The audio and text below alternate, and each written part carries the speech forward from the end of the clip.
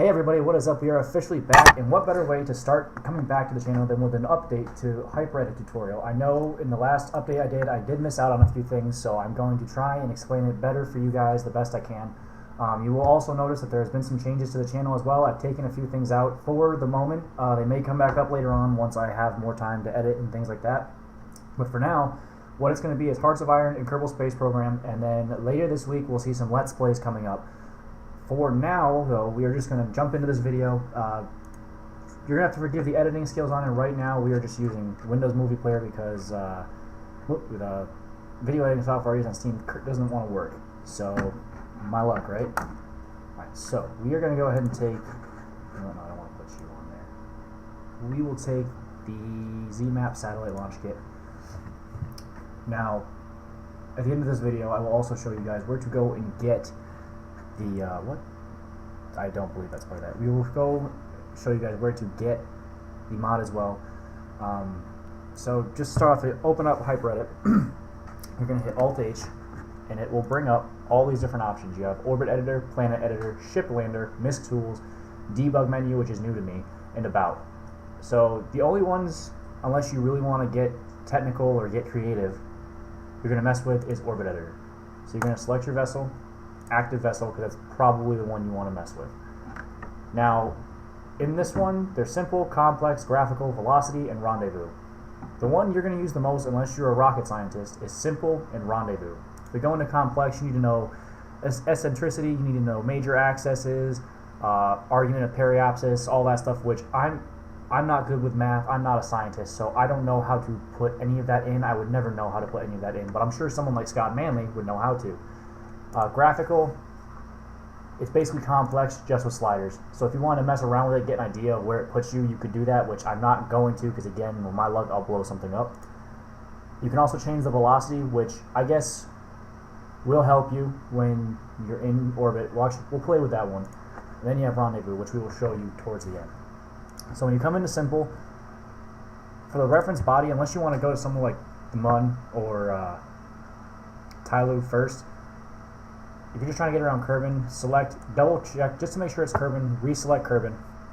Your active vessel is already selected, and then the only other thing you're going to have is altitude. So I pretty much, when I go to set my altitude, I just put it at 100,000 as the default.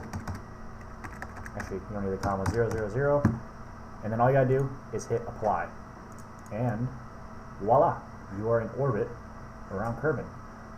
Now, I do know some things have changed, which we will see in a later video, and I do know this green line is basically my communications with the KSP station. So I don't know exactly how that works yet. We'll cover that in another video. But what we are going to mess with right now is that velocity. Why does the lander... Oh, it's because I have a lander there. Okay, I don't want you to auto-open. Orbit Editor. Velocity. So I'm assuming my rockets have to be engaged for this. Put to 10.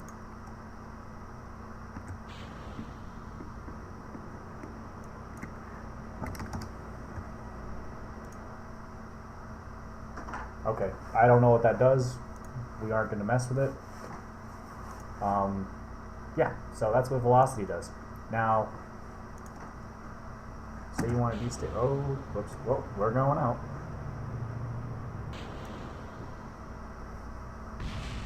Oh, that's beautiful.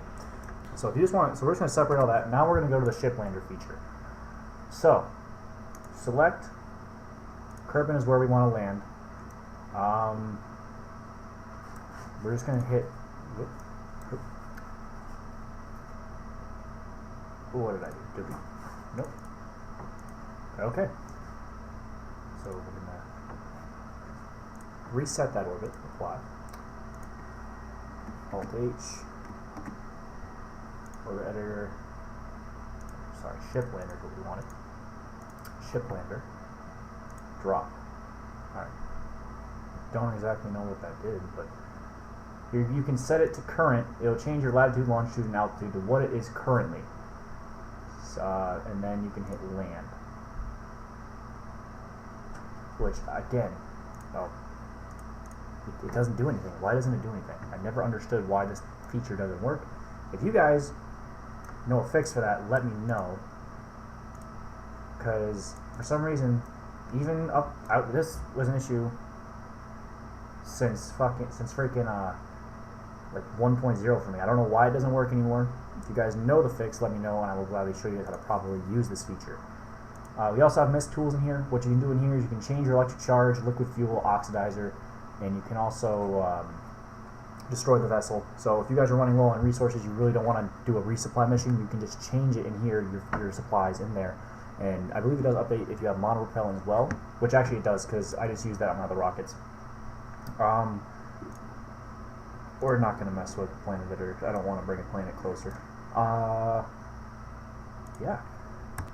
So say you guys had 2 ships you wanted to dock together. I'm only using these as examples because I don't have 2 ships that are ready to actually dock together, because this is a fresh install. Computer's finally up and running.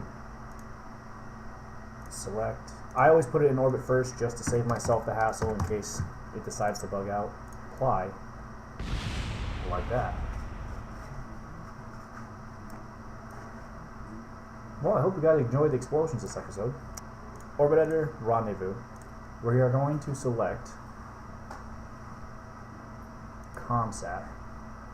And then your lead time. Now your lead time, I normally put like 0.02 depending on the size of the ship. Actually, I'm going to put 0.05 for the lead time.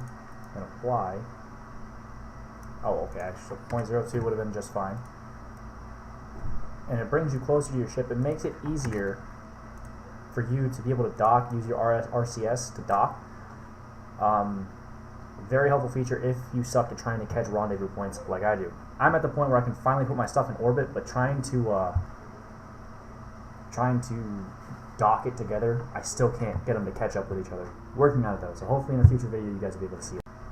And one last thing for you guys before we go is where to get HyperEdit. If you go to kerbaltech.com, you can go to the HyperEdit tab here, and then all the way down the bottom where it says latest version, you're going to want HyperEdit 1.5.3 for KSP 1.2. It may have changed by the time you're watching this, but you want to go to latest version.